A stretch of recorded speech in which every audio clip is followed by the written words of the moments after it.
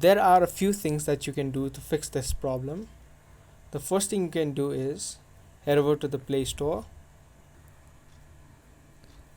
and check if your messenger is updated or not. If you see a button called update, then you should update your messenger and check if this solves your problem. If it still doesn't solve your problem, then you'll need to head over to the settings option on your device. Then you'll need to go to the apps setting and then head over to manage apps.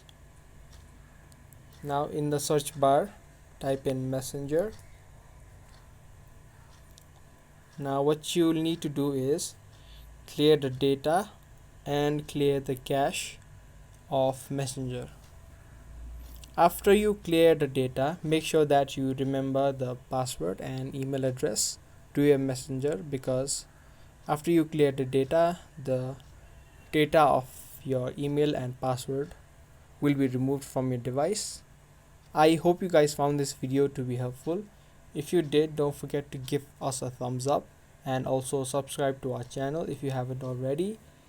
And that's all for this video, and I'll see you in the next one.